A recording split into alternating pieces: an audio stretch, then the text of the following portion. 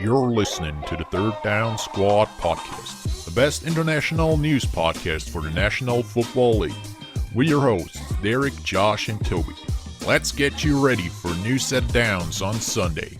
What's going on, everybody? Welcome back to the Third Down Squad podcast. We are now officially one quarter of the way through the NFL regular season. Crazy as that sounds. As you notice, it's just Toby and I today. Josh had some things to take care of today. So don't worry, you're still in good hands. We're going to make sure to give you guys some great content here. Before we get into our Week 4 recap, we wanted to give a quick shout out to two NFL legends who are currently still playing. One of them being Frank Gore, who is now the fourth person to now reach the 15,000-yard rushing mark. Only Barry Sanders, Walter Payton, I think it's Emmitt Smith that passed that one as well. So Frank Gore in a very elite group could possibly even pass Barry Sanders in all-time yards here, either at the end of this season or towards sometime next season if he decides to stick around. But anyways, congratulations, Frank Gore. And another one, Larry Fitzgerald, now is second all-time in receptions, only behind Jerry Rice, who is the GOAT of wide receivers. Crazy accomplishment there, Larry. Great job. I think that's pretty much the only positive thing that the Cardinals could say about yesterday's or Sunday's game was that. So those are some quick shout outs there. We're going to go ahead and get into our Week 4 recap, where I struggle mightily.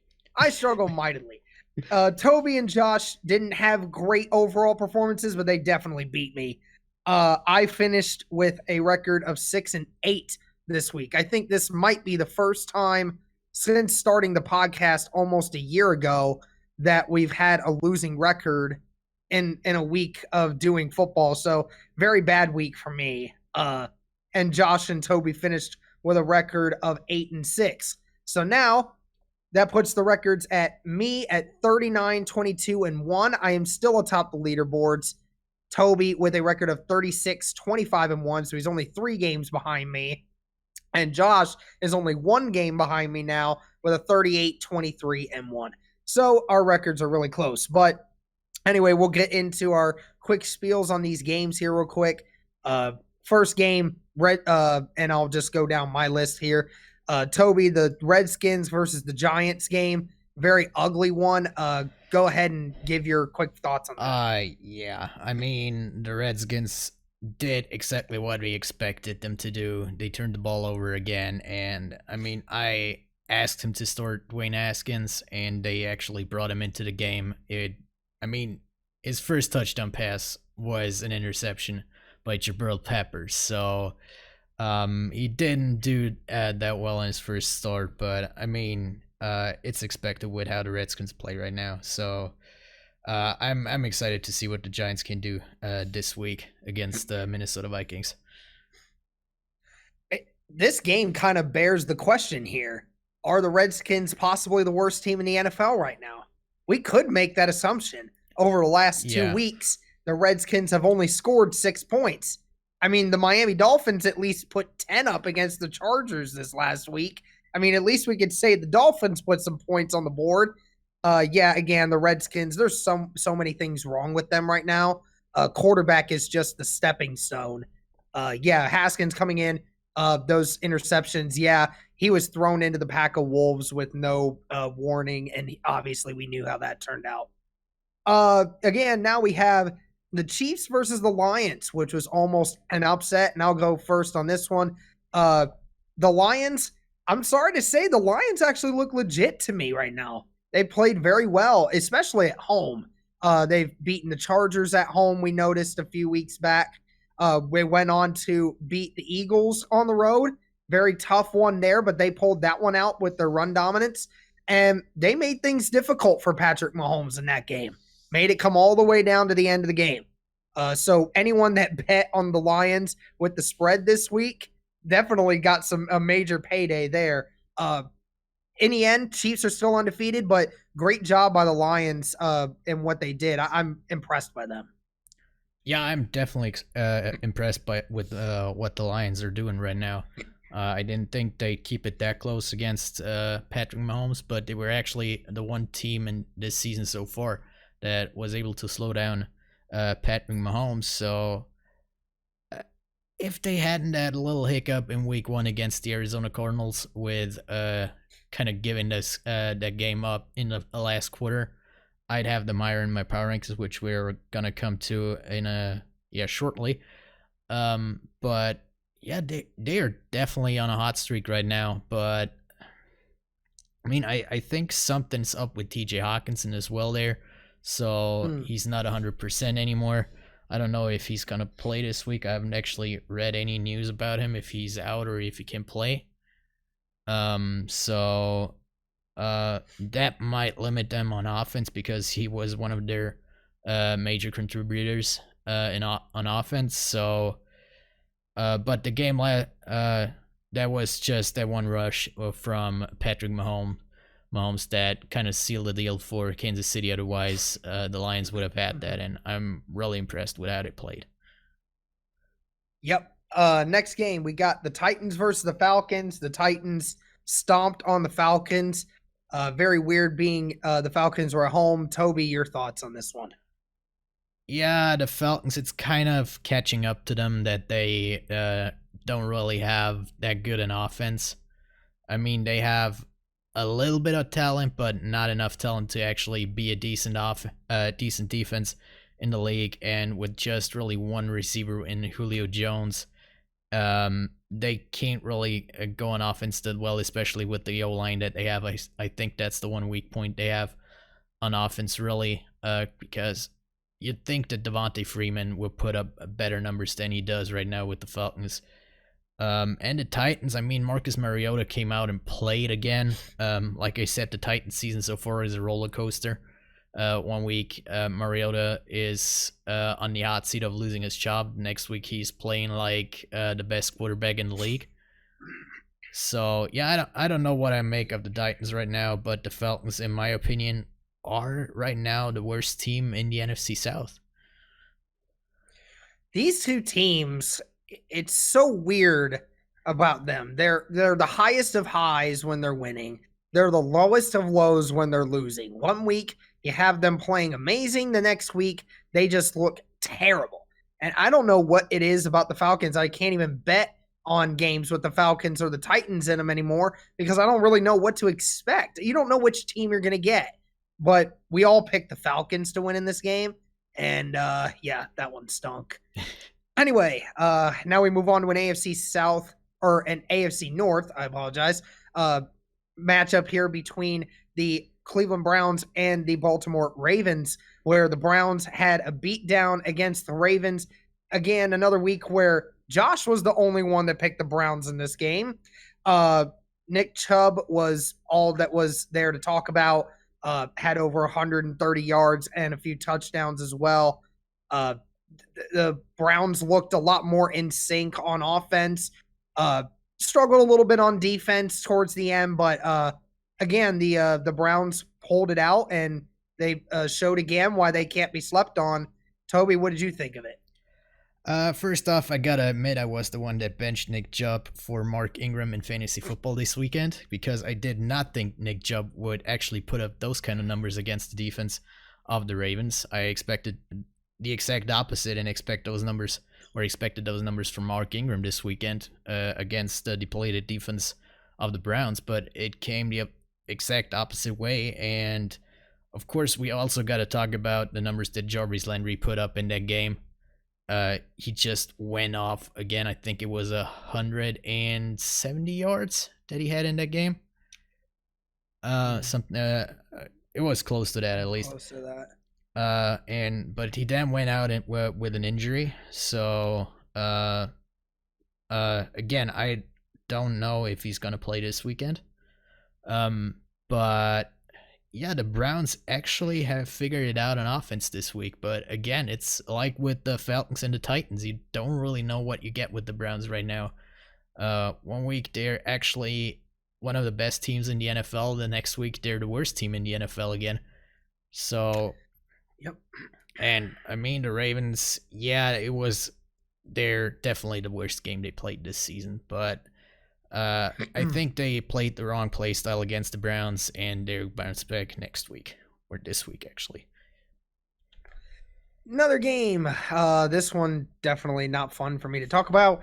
The Raiders versus the Colts, where the Raiders came in and stomped the Colts. We all picked the Colts again to win this game.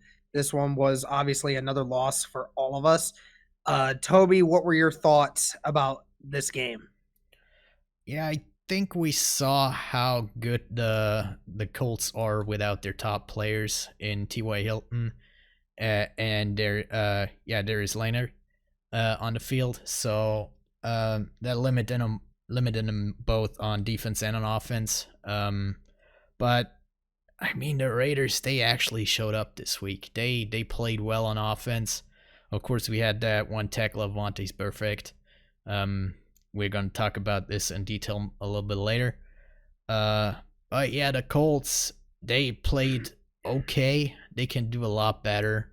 I think they want to have this game back, but it's definitely going to be the worst loss for the Colts this season and probably the best win of the Raiders this season.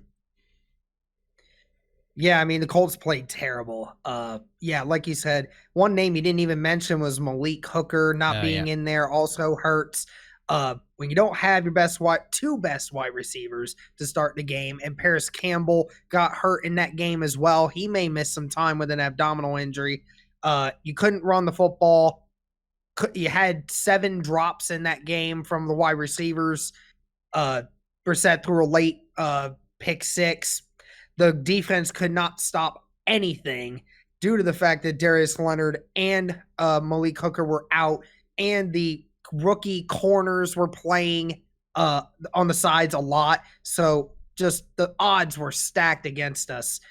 And as much, I mean, injuries obviously had a lot to do with it, but you're right. The Raiders came and ready to play.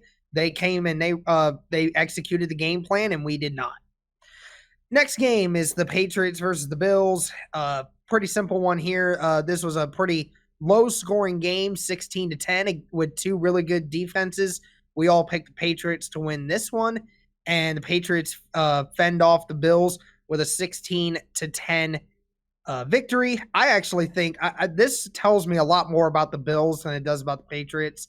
I think the Bills are a legit team that, as they look right now, could potentially get a wild card spot if things keep going the way they want to. I mean, obviously they won't win the division with the Patriots being in it, but the Bills have looked really well. I mean, they've done enough to win games, and that's all you can really ask for in the NFL. What were your opinion? What's your opinion there, Toby? Yeah, like you said, it told me a lot more about the Bills than the Patriots, and the Bills actually look legit this year. They might actually be in the race for a wildcard spot and get back to the playoffs. Of course, we have the injury to Josh Allen, so that might hinder them this week. But on the other side, the Patriots defense just is probably the best unit out on the field right now in the NFL. Yet another turnover by Devin McCourty. He has had an interception in each game so far this season. So yeah, the Patriots are coming out here, and with that defense, I think they actually have yet again a shot at the Super Bowl. Yep. All right, and next game we got here is the Panthers versus the Texans. Toby was the only one to win this one, with the Panthers winning 16. Was it 16-10 as well? Was that the same score as that one? Yeah, it was 16-10 as well. All right. Yeah, since Toby won this one, I'll let him start with it. Go ahead, Toby. Yeah, I'm definitely on the Kyle Allen train for the Carolina Panthers.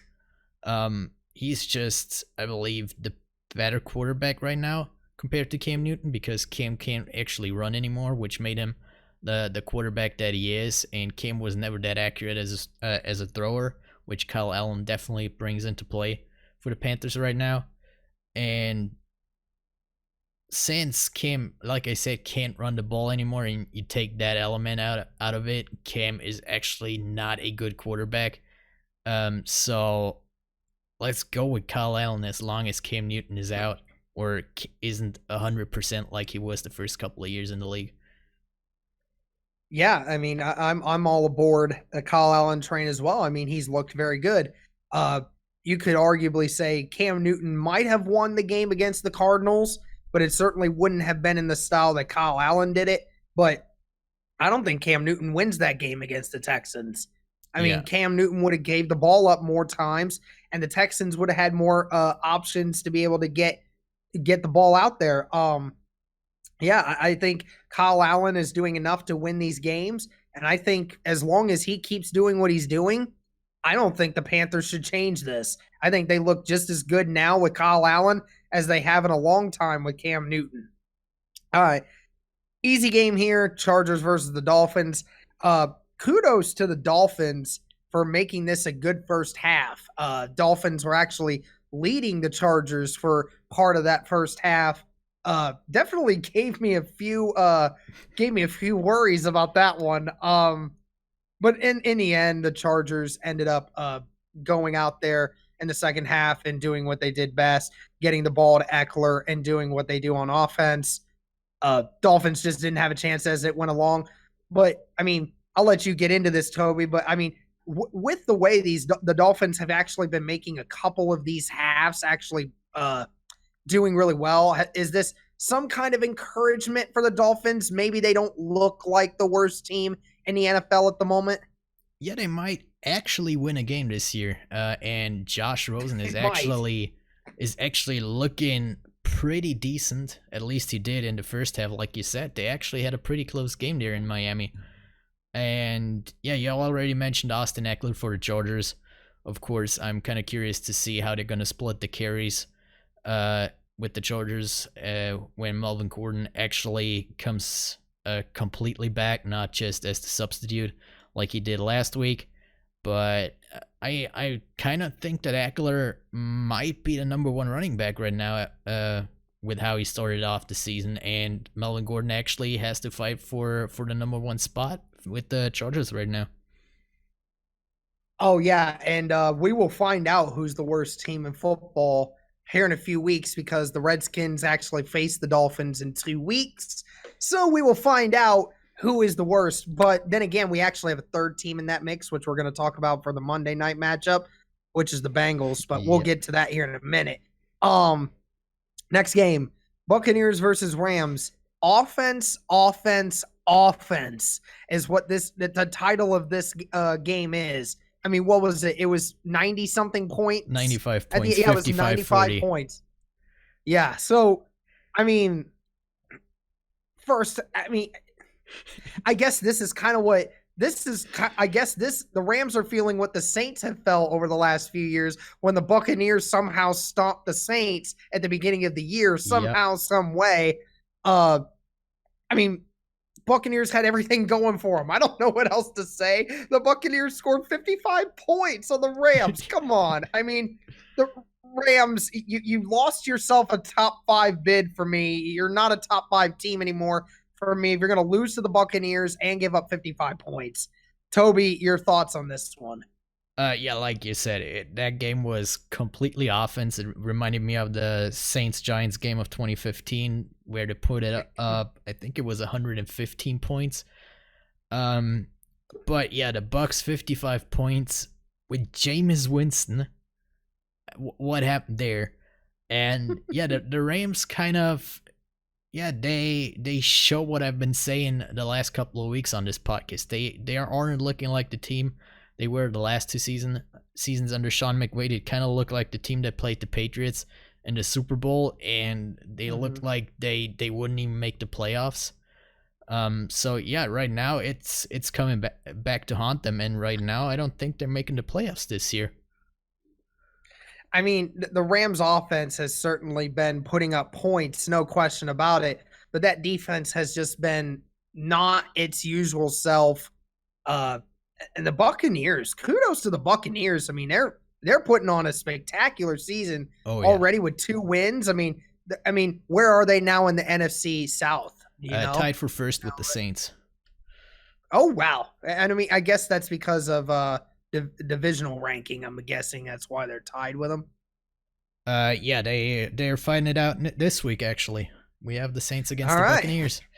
Yep, it's going to be a good one, and Toby's going to be glued to that screen real hard. Oh yeah. All right, we're going to go on here. Seahawks versus the Cardinals. Seahawks finished with a 20-3 dominating win.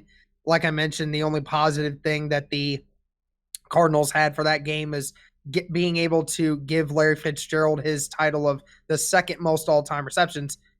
Toby, go ahead with your opinions real quick. Yeah, I didn't think that the Cardinals would be actually that bad against the Seahawks, but I'm not sure about the Cardinals right now. It's just it's one of those teams this year. There are a lot of teams this year where you don't really know where you're at, if they're bad or they're good. They have those weeks and those weeks. And that's exactly both teams, the Seahawks and the Cardinals. And this week, the Seahawks had the bounce back week after the loss to the Saints. So kudos to them. Yep. Now we move on to the Vikings versus the Bears. Mitch Trubisky was injured on the first drive of the game. Chase Daniels came in, provided them a great offensive spark. And again, that Bears defense, as strong as it's ever been. Toby, your thoughts on this one? Yeah, with how the Vikings play right now and solely focusing on the run with Delvin Cook and basically not passing the ball at all after paying Kirk Cousins that huge fully guaranteed deal. It kind of baffles me. Of course, a lot of that is on Kirk Cousins and not being accurate at all, even with having two of the top wide receivers in Stephon Diggs and Adam Thielen on the field. But yeah, the Vikings right now are not functioning, and with all the comments that Diggs and Thielen are making right now about Cousins, it's not gonna get better. Yeah, and I mean, honestly, this Bears defense, it just looks amazing right now. I mean, they are getting to the quarterback and into the backfield at will. It just doesn't seem like they have a weak spot at all on this defense. And even with missing Roquan Smith for that last game for personal reasons, I mean, even without Roquan Smith, one of their best linebackers, they still made it look so easy. I mean, this Bears defense, I can't say enough about them. All right, now we're going to move on to the Jaguars versus the Broncos. This one was a very close one.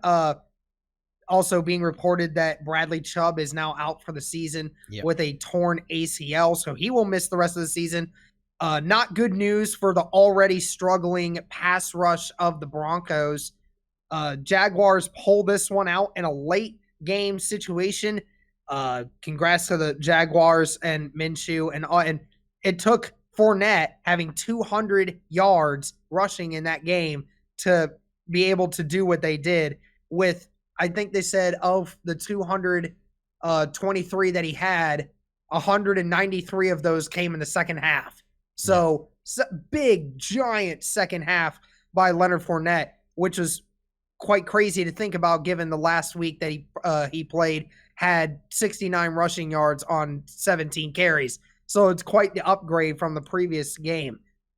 Toby, your thoughts on this one? Yeah, I believe those, like you mentioned, the yards of Leonard Fournette in the second half, I think most of them came after the injury to Bradley Chubb. So that limited the defense of the Broncos in the run game. But yeah, I think if you have a decent running back right now and you're playing the Broncos, you just have to pound that rock against that front seven of the Broncos, because they're not the defense that were in Super Bowl 50 anymore. They're far away from that. But yeah, the Broncos actually played pretty decently as well. Joe Flacco actually can pass the ball. I didn't believe he still can, but he shows it with the Broncos that he can. But yeah, of course the Jaguars missed Jalen Ramsey a little bit, as you said, with the passing that the Broncos are doing right now. But yeah, the Broncos actually, their running backs as well, they actually had, I think, their first good week where the Broncos actually managed to rush a little bit, because they completely failed in the first 3 weeks of the season. Yep. Now we're gonna skip over we'll just talk real quick about the Yeah. Saints and Cowboys because Toby will go a little more in depth with the Saints. Now we got the Cowboys versus the Saints Sunday night in New Orleans with a 12-10 victory. Very low scoring game, but again, the Saints executed their offensive game plan to perfection, did what they needed to do, limited the turnovers, and gave themselves a chance to win this game. Toby, your thoughts on this one? Yeah, I gotta admit I didn't think the Saints could pull it off against the Cowboys right now. But they had a game plan. They executed it to perfection. The only thing is they did not score a touchdown, so they won by 4, or with 4 field goals. But yeah, that defense, they stepped up big time against the Cowboys, especially Marshall Lattimore. That's why I'm wearing his jersey right now.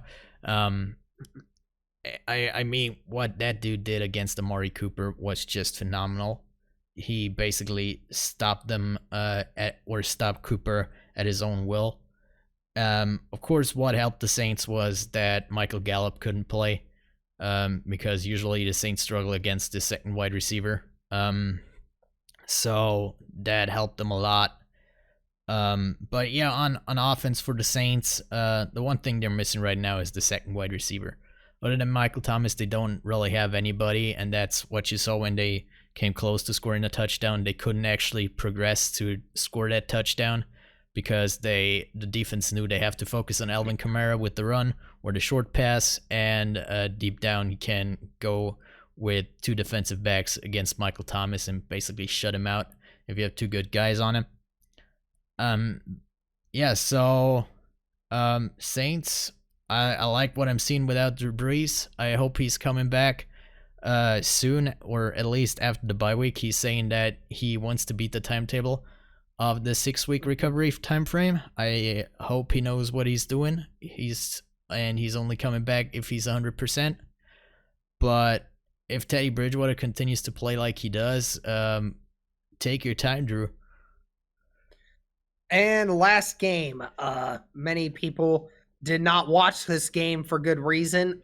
2 0-3 teams, the Bengals versus the Steelers, where the Steelers got their first win of the season with a monster performance by Mason Rudolph, James Conner, and Samuels as well. And the Bengals, again, dropped to 0-4 and are looking like one of the worst teams in football, as we kind of have been talking about a lot over the last few months. Yeah, like I said, Mason Rudolph had himself a great game.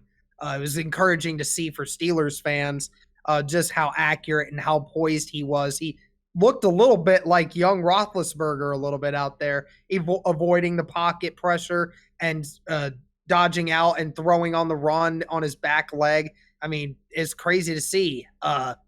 Toby, any thoughts on this one?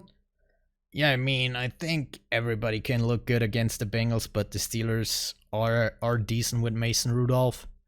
But I remember I think it was 3 weeks ago after week 1, the Bengals played the Seahawks. We actually said the Bengals might actually be a better team this season. Well, they definitely proved us wrong. How bad can it go? You went from having a career day week 1 to now you couldn't even complete a pass. Only the Bengals, folks. Only the Bengals. Yeah, only the Bengals can manage to do that. But yeah, I mean the Steelers, like you said, James Conner, that's the important thing that they have to focus, that they actually have a running game again. Yep. All right. Now we're gonna go into our recaps. We'll go into Toby's recap just because his team won, and there's not a whole lot for me to really talk about with the Colts right now. I'll muster up the courage to be able to talk about it. Toby, go ahead and give us your in-depth look on how the Saints beat the Cowboys. Yeah, first off, like I said, the defensive effort was just amazing against the Cowboys. They definitely knew how to play against the Cowboys. They stopped the run amazingly well against Ezekiel Elliott. It was like there wasn't a running back on the field for the Cowboys, and doing that against the best running back in the NFL right now is pretty amazing. Of course, big shout out to the defensive tackles. It's Sheldon Rankins, who came back from the torn ACL, not ACL, Achilles that he suffered in the playoffs last year, had a great game. You didn't really see him much, or he never really was talked much about on the broadcast, but that's the NBC Sunday Night crew. It's kind of a running joke between Saints fans that they don't really talk about the Saints that much, and they're pretty biased against the opponents when they play on Sunday night, which was once again the case this week, because apparently Dak is the greatest player in the NFL according to NBC Sunday Night Football. Of course. Yeah, but I don't really want to talk about it, but I have to mention it once again, is the officiating against the Saints. I don't know what is happening since last year's NFC Championship game, but there were a couple of calls on the field, or actually non-calls against the Cowboys once again, which is... There were a couple of holding calls. If you see the still picture and you look at it, there's this exact same scenario that was called against the Saints and wasn't called against the Cowboys. Not just holding, especially that roughing the passer, or the unnecessary roughness after the QB was sliding after the run. They called against Von Bell when Dak Prescott slid down and he barely even touched him. But then in the fourth quarter, when Teddy Bridgewater did the exact same thing, it was nothing. So okay, apparently the Saints just have bad luck with refs somehow right now. I hope that changes soon. But yeah, like I said, on the offensive side, Teddy Bridgewater did exactly what he needed to do. He didn't really need to throw a deep pass once again. He was just kind of throwing the shallow routes. Michael Thomas was more involved this week than he was last week. But like I said in my earlier recap, the Saints don't really have a second receiver right now. Ted Ginn is the deep threat, which they don't really need with Teddy Bridgewater right now. Jared Cook is kind of finding his way into the offense, but he struggled a little bit with drops the first couple of weeks. So I don't really think he has the trust of any quarterback on the team right now. And Traquan Smith, of course, is injured, so he's greatly missed in that offense, because I think he might be a breakout player if he's back on the field, or when he's back on the field this season, and can actually be the number 2 wide receiver for the Saints. And then the man for the Saints on offense, Alvin Kamara, once again, a great game. I actually think he might be right now, after the game of Ezekiel Elliott against the Saints offense, the best running back in the league. And once again, Taysom Hill, you just gotta love the guy. What he did with his runs, or that especially the one long run, and just putting his shoulders down and flattening the defensive back that was trying to tackle him as a quarterback. It just amazes me that this guy is a quarterback officially on the depth chart. But yeah, that's... Oh yeah, I forgot one guy. Von Bell, not really much talked about. He scored the defensive touchdown last week. And again, I think it was 2 fumble recoveries this week. He is balling this season, so I think he's really overlooked on that defense. I mean, it was an NBC Sunday Night Football. Like I said, they don't talk much about good players on the Saints, or overlooked players on the Saints, so I wasn't really expecting any more, but I just want to mention his name on being the kind of driving force on the defense right now for a couple of weeks. All right, nice. Good review there. Yeah, again, great job by the Saints to execute what they needed to get done. Yeah, Taysom Hill definitely was the big X factor, especially in the second half. Just being able to open up some big plays in the run game definitely helped. We'll talk about the Colts here real quick. Just not a whole lot to really say other than the fact that everybody played bad. I mean, not much. I mean, that I guess that's kind of a good thing to say at times that, if your whole team played bad and not just a few particular individuals. So I guess it's okay to say that. So at least, you can move on everything else. But yeah, the Colts got dominated on the offense and defensive line. Only sacked Derek Carr one time. Weren't able to get any run game going whatsoever. Ironically, Jacoby Brissett was not sacked in this game. It certainly didn't feel that way given how much time the defensive line for the Raiders was spending in our backfield tackling Marlon Mack every single time, it felt like. But in the end of the day, the Colts just need to get healthy and they need to really organize and get back together because they were certainly not prepared for that game. And it certainly showed. So, Tobi, do you want to do our top 5 before your odds, or do you want to do the Burfict segment before we go to your odds? However you want. Let's just jump into the news around the NFL and... Yeah, we'll talk about Vontaze Burfict first, then we'll do our top 5, then Tobi's odds, and then we'll get into our predictions. Yeah, so here we go. We'll go into Burfict real quick. So, one thing that happened in the Colts-Raiders game, Vontaze Burfict with a helmet-to-helmet hit. It was completely obvious. He was ejected from the game right after, and many thought he would be receiving a suspension of some kind. Well, the NFL just made its first kind of suspension in this particular form, where Vontaze Burfict will now be banned from the NFL for 2019. So he will not be able to do anything with the Raiders up until the end of the 2019 season. This is the longest suspension for this type of action by the NFL already. I guess the big question here, Tobi, is was the NFL justified in giving this kind of suspension to Vontaze for this type of hit? If it was just that one hit, I'd say no. But I think and sorry for my language here, all the shit that he accumulated over the past years, I think they just had to do something significant. And 1 year suspension, I think, seems right for Burfict right now. Like I said, all the penalties and suspensions he already had over the last couple of years with the Cincinnati Bengals accumulated, and with that hit, of course, the NFL wants to protect the players' heads the last couple of years, and they laid a focus on it this year. So if you're going into a tackle like that,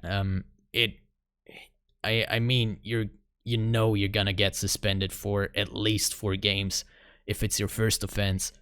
But like I said, all together, it seems fine for me. Yeah, the scary part about this is there were so many people defending Vontaze on this hit. I mean, like you mentioned, Tobi, this is not the first time we've seen Vontaze do this. If this was his first time, then of course this would be excessive. Of course it is.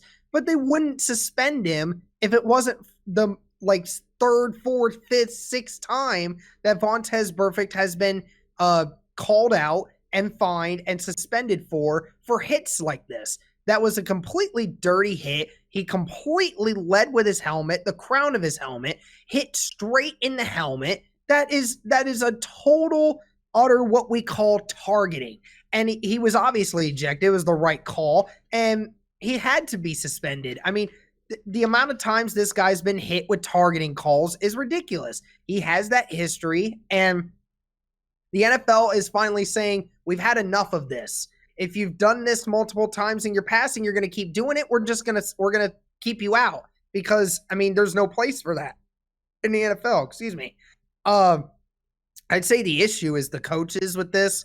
Marvin Lewis and John Gruden have pretty much allowed this to happen. You know, they don't really I wouldn't always say they hold their players accountable. I wouldn't say that as much about Gruden as I would Marvin.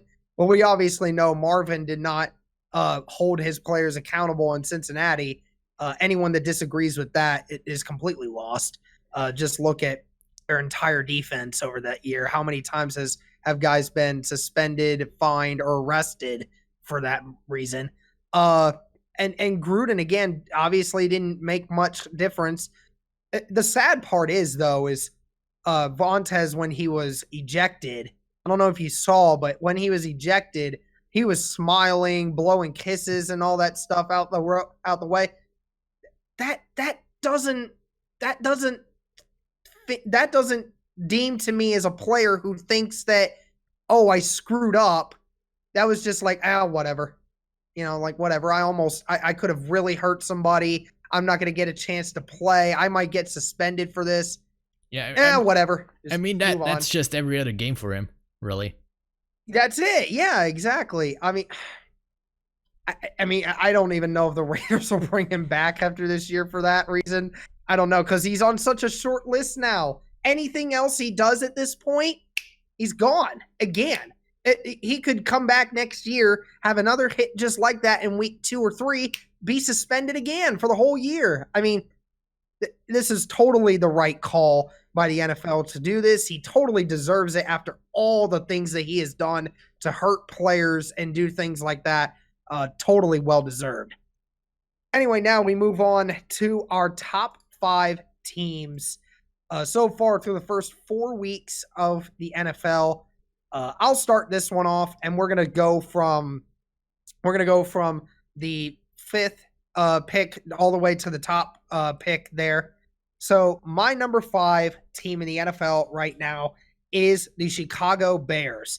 I had a difficult time with this one because there's multiple different teams that you could put in this spot.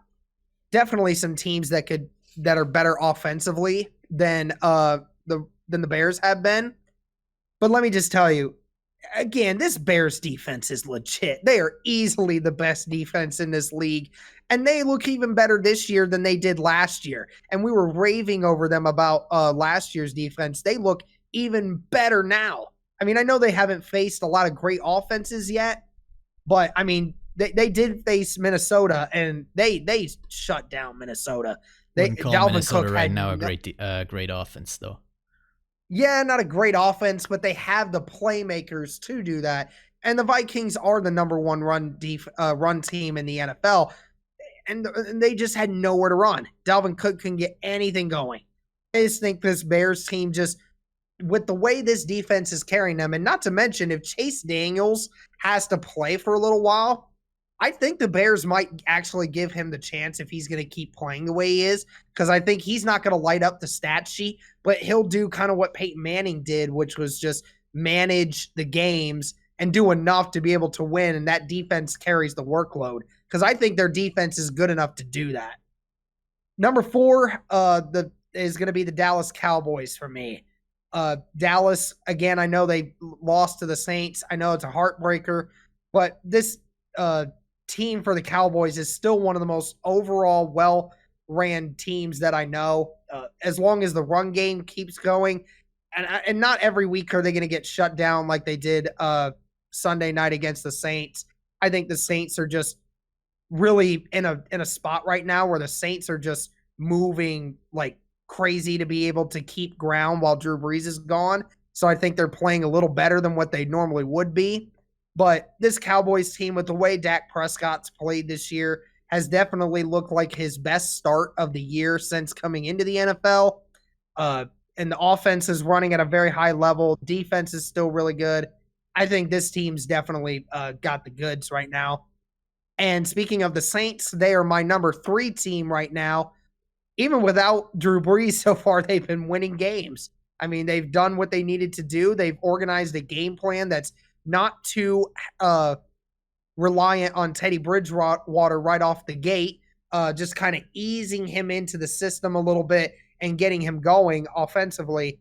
And like we saw against the Cowboys, their defense is good. When it's firing on all cylinders, this Saints defense is one of the better defenses in the NFL. Just sometimes they don't show it. But I think with Alvin Kamara playing at the level that he is, Michael Thomas still being a great factor, and if the defense keeps doing what they're doing, they're still a really good team. Number 2 is the Kansas City Chiefs. Patrick Mahomes, you can't speak enough of what this guy's been able to do.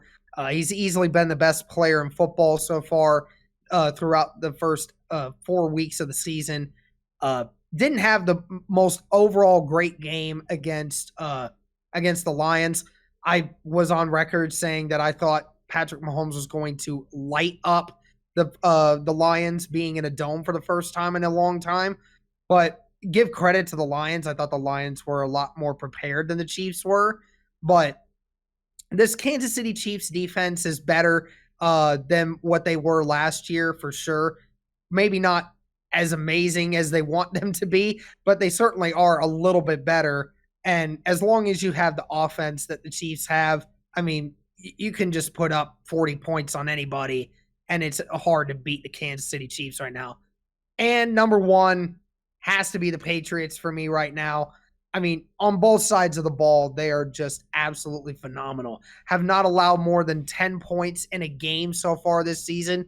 I know that they haven't really faced teams that have put up a lot of points on anybody yet so far, but they certainly haven't been giving up any points, needless to say. I mean, they had a pick six in the beginning of that Bills game, blocked a punt. They are the most complete team on all three assets of the ball. I mean, it's just how it is. And I know Tom Brady didn't have the greatest game against the Bills. The Bills have a very good defense. It was the first realistic test that they had to face somebody. And I mean, being on the road, that certainly didn't help matters either. But so far, from what I've seen through the first 4 weeks, that's just easily the Patriots for me right now. So my top five, again, real quick, is Chicago Bears at number 5, the Cowboys at number 4, Saints at number 3, Chiefs at number 2, Patriots at number 1. Toby, go ahead with your top 5. Yeah, my top 5 are pretty similar to yours. For me, in the number 5 spot are the Dallas Cowboys. As you've said, they're still a pretty good team. Their offense is still an elite group in the NFL right now, especially with Ezekiel Elliott and Amari Cooper. Dak Prescott is playing for a contract, and he's actually showing up that he deserves the money right now.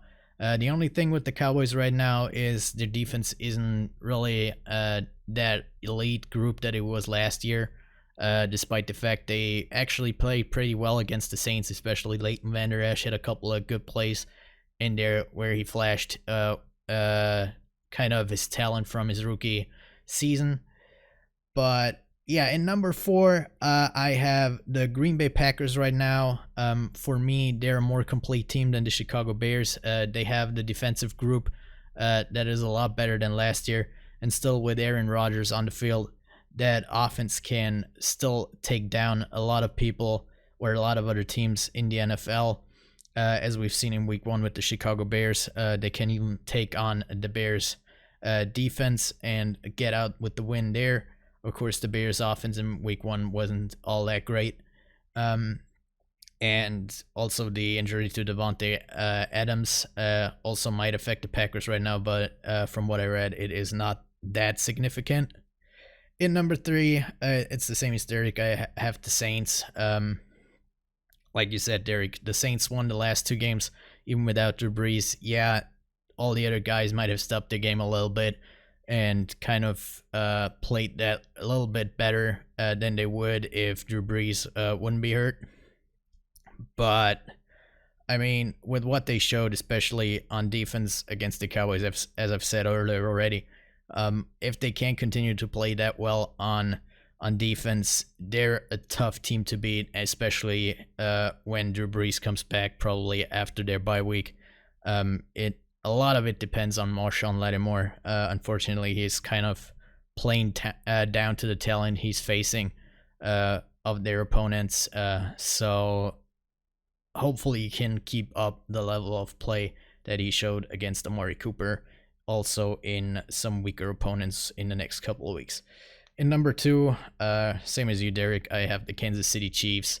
I mean, like you already said, Patrick Mahomes is still, even with the game against the Detroit Lions last week, he's already on pace to, I think he's on pace to beat his rookie season stats in passing yards and touchdowns. again, which is kind of unbelievable that someone is able to beat or to put up numbers that high in 2 consecutive seasons, and that being really his first 2 seasons in the NFL as a starter. Uh, and of course, they improved on defense as well, so they don't really have to put up that many points anymore against a lot of teams in the league. So the Chiefs for me at number 2, and number 1, of course, I don't think you can put anybody else at number 1 right now other than the Patriots.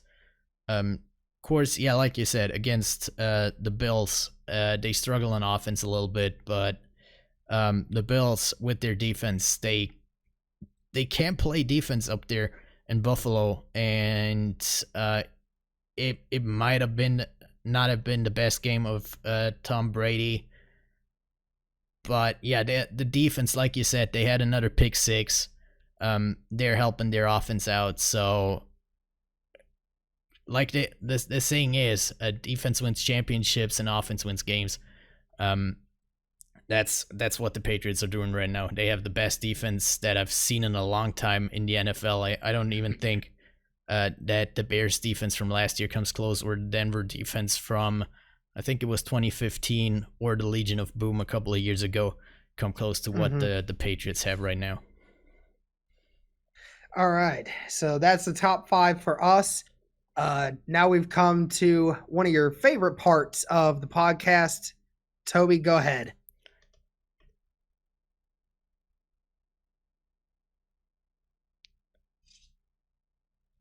All right. Well, we're doing it like this time. For some reason, the intro does not want to play. But yeah, it's time for Toby's odds. Sorry for anybody who listened to me last week. It was not great. I got 1 out of 5. Sorry about that. It was a weird week. But yeah, moving on to this week. First game I have is between the LA Rams at the Seattle Seahawks. I know I have been saying that the LA Rams are not the team they were the last 2 seasons, but against the Seattle Seahawks this year, they just have to put up the numbers on offense, really, and that's what the Rams did so far. So this week, I'm taking the LA Rams. They are the underdog. I think they are 2-point underdog against the Seattle Seahawks. Yeah, they're 2-point. But the reason I'm unsure about that is because I'm taking the LA Rams outright at the odds of plus 105 against the Seattle Seahawks. Like I said, because I think against the Seahawks, you just have to put up the numbers this year, and the rest kind of handles itself. So I'm going with the Rams here.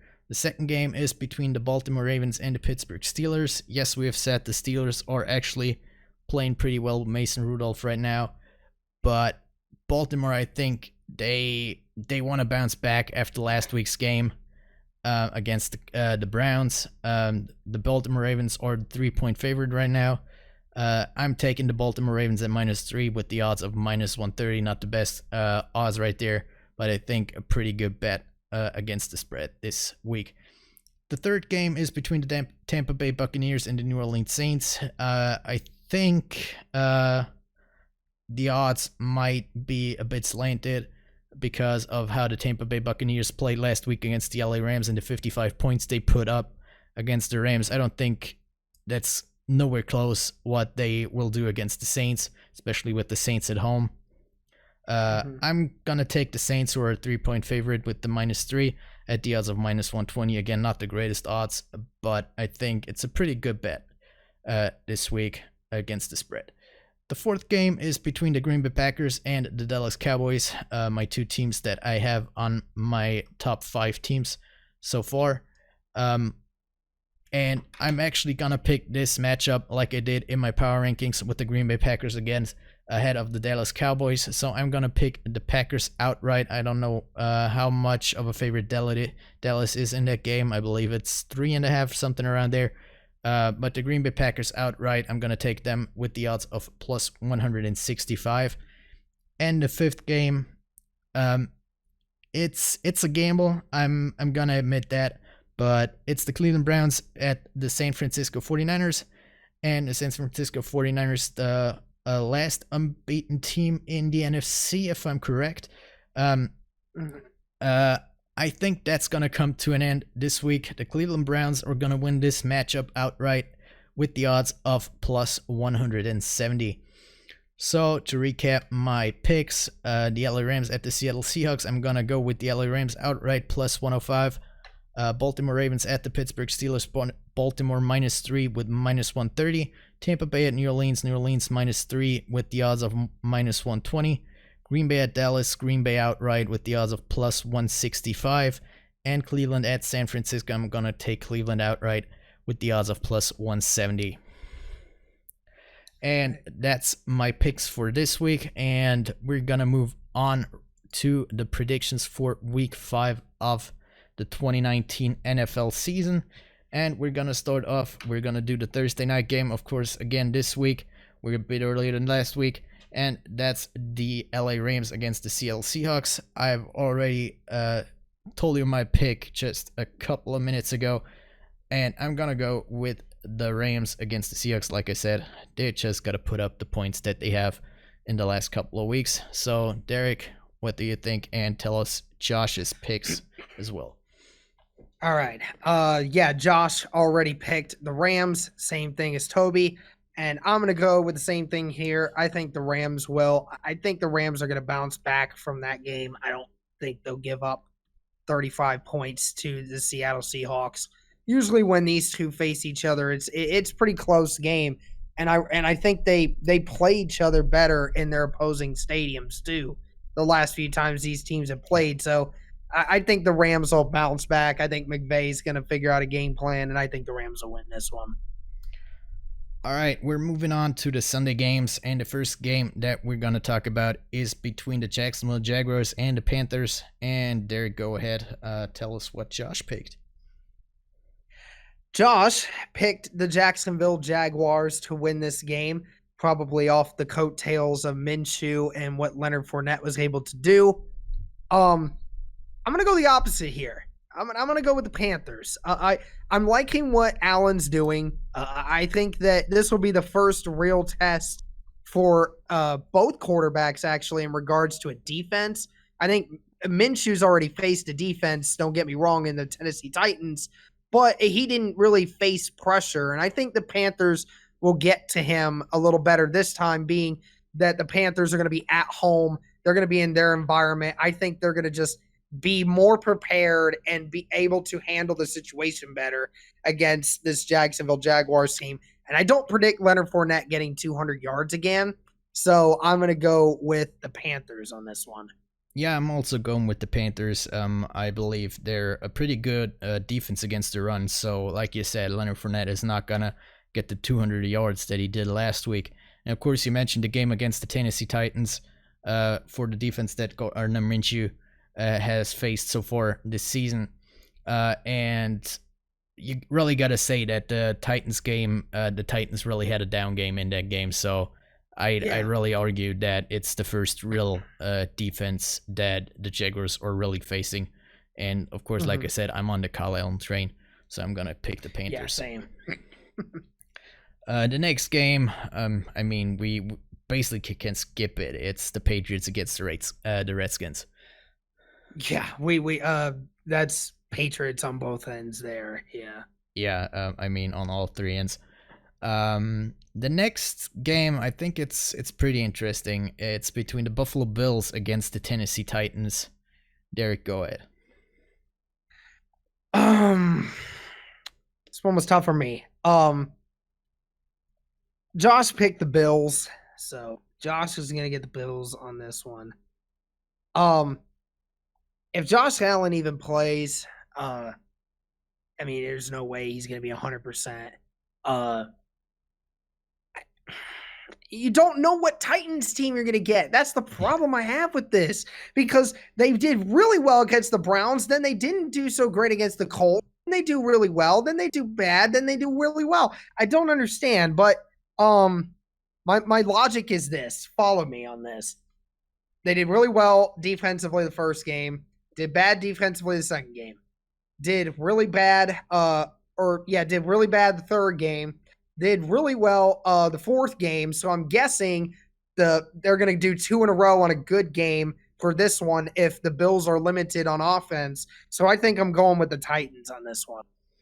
Yeah, I'm also going with the Titans. Like you said, Josh Allen, if he plays, he's not going to be 100%. And the Titans usually are pretty good against the run. Usually they give up the yards against the pass. And basically you have Frank Gore with the Bills right now, who is kind of the guy who gets the first downs there. So I believe the Titans' run defense is going to decide that game. The next game up is, we have another AFC North matchup, or even rivalry once again, between the Baltimore Ravens and the Pittsburgh Steelers. Derek, go ahead. Yeah, even after this loss against the Ravens, I think that the Steelers just aren't capable of putting up great amount of points against a decent defense yet. That Wildcat system offense that they ran Monday, I don't think is going to work against the Ravens. And the Ravens are much better offensively right now than the Bengals are. So I'm going with the Ravens there, and Josh is going with the Ravens as well. Yeah, I've already said it in my odds. I'm also going with the Ravens, and I'm looking for a big bounce back game after the loss last week. The next game up, I think the worst game this week, between the Arizona Cardinals and the Cincinnati Bengals.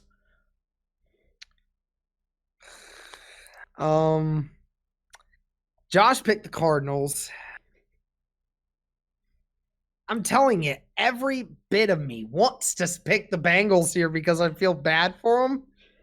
I don't know. I mean, this is a game that could go either way here. You got two bad teams. I think ultimately the amount of playmakers that the Cardinals have on their side with offense, I think just makes them a more safer bet on this one. So I'm going with the Cardinals as well on this one. Yeah, it was kind of the same for me. I could see how both sides could win that game. This deciding factor for me actually was the injury to John Ross. That kind of will hinder the Bengals, because I think the Cardinals are kind of the team that you cannot throw a deep ball against, which would have been great for the fastest guy in the NFL right now. But with him either out or not at 100%, I'm gonna pick the Cardinals as well. All right. Next game up, two teams that you don't really know what you get right now, between the Atlanta Falcons and the Houston Texans. Derek, go ahead. Josh picked the Falcons in this one. That's kind of the argument where I'm going with this. I don't know what I'm going to get from the Falcons in this game. I thought they were going to do better against Tennessee being at home, but they completely laid a goose egg. I think Deshaun Watson's going to be in a better spot mentally for this next game. I think the Texans pull this one out at home. Yeah, I mean, the big problem right now for the Texans is that Deshaun Watson gets sacked a lot. If it's his fault or the O-line, you can make up your mind about that.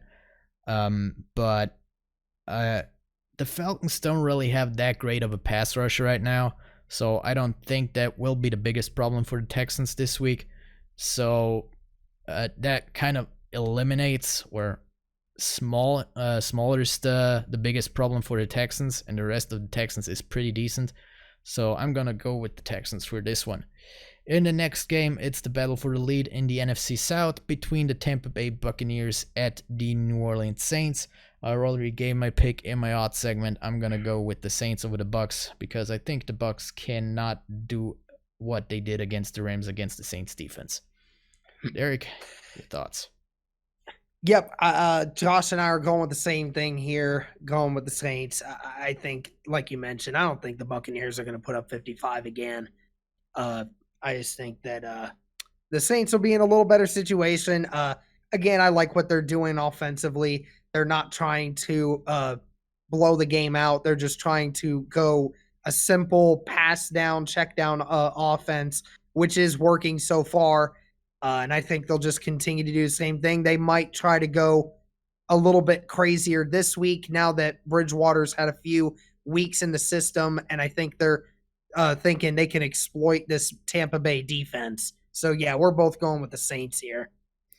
All right, in the next game, we have the trouble team right now in the NFC North in the Minnesota Vikings and the resurrected New York Giants. So, Derek, your thoughts? Yeah, the Giants have won 2 games. Congratulations. You did beat the Tampa Bay Buccaneers and the possibly worst team in the NFL in the Washington Redskins, so I'm still not that impressed.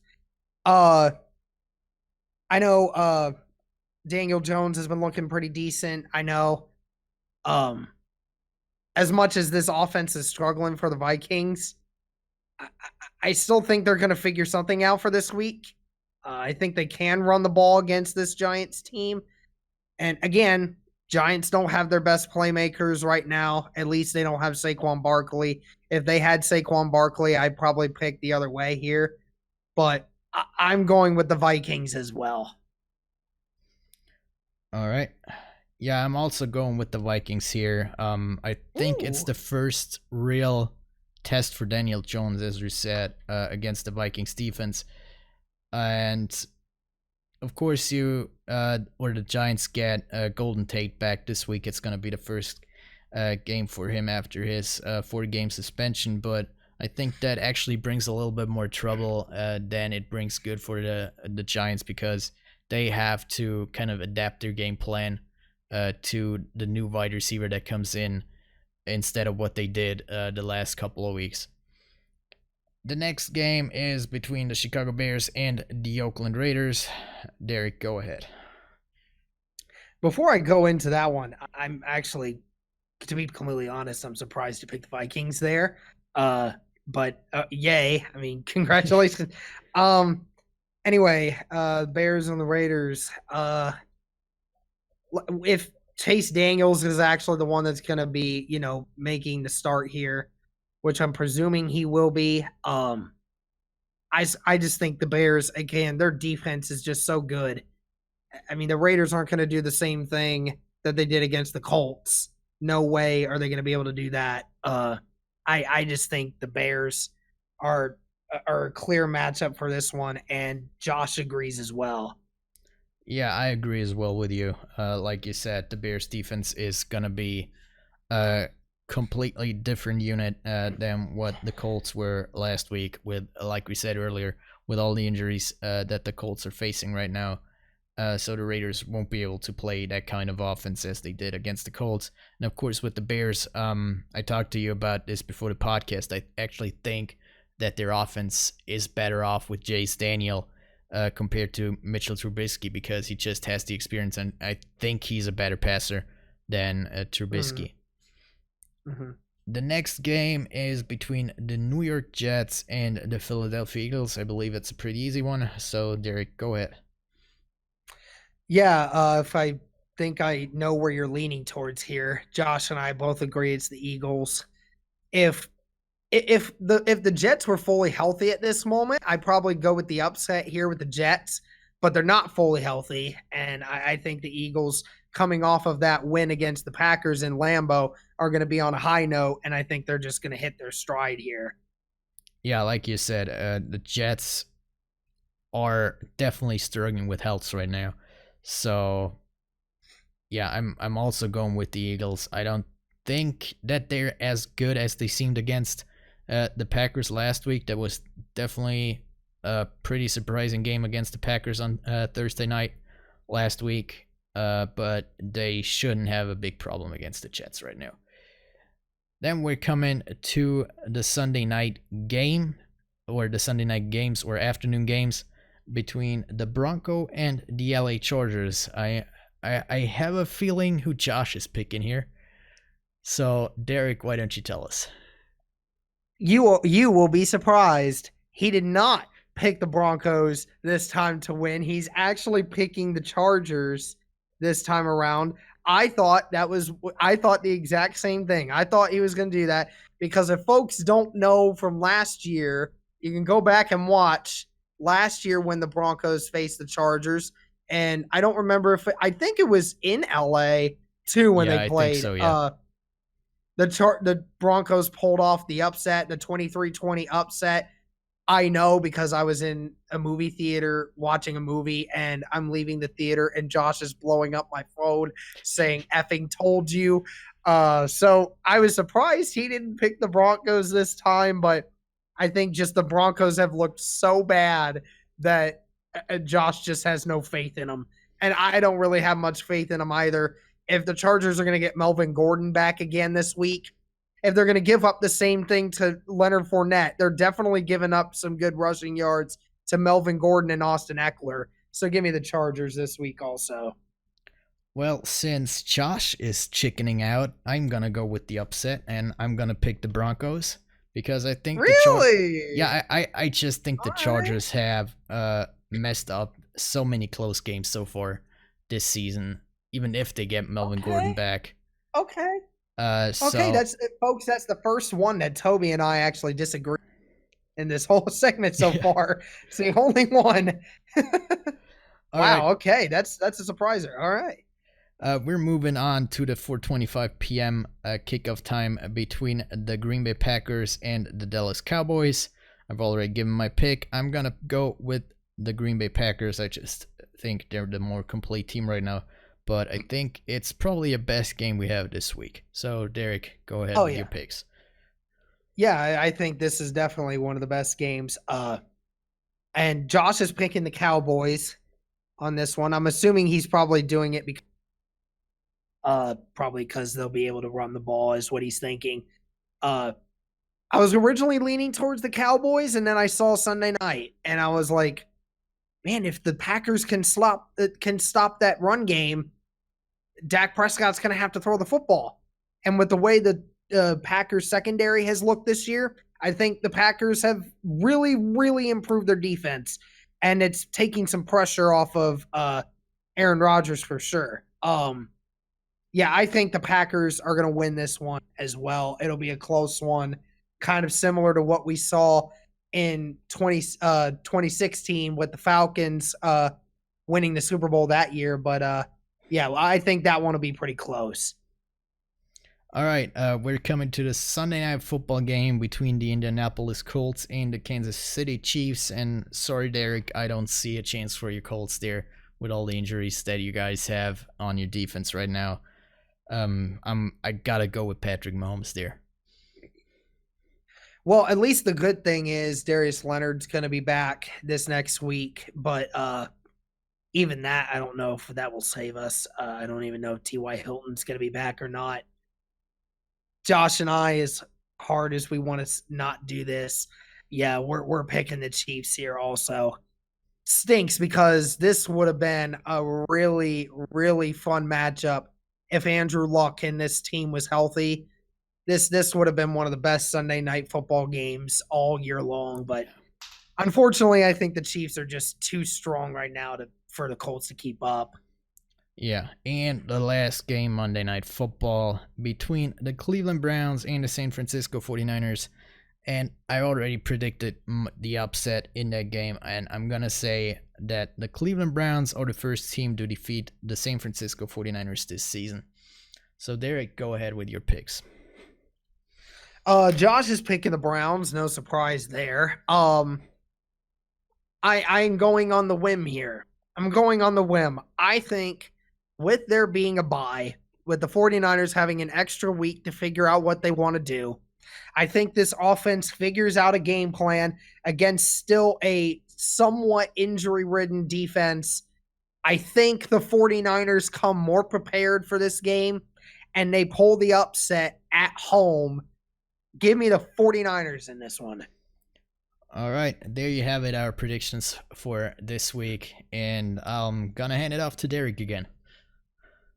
All right. Thank you guys very much for tuning in. We hope you enjoyed. Sorry we couldn't have all three of us, but we'll definitely have all of us back here. We hope you enjoyed this. Be sure to follow us on Twitter at T3DS_NFL. Be sure to like, comment, and subscribe. Follow us all on Twitter, and be sure to listen on Spotify.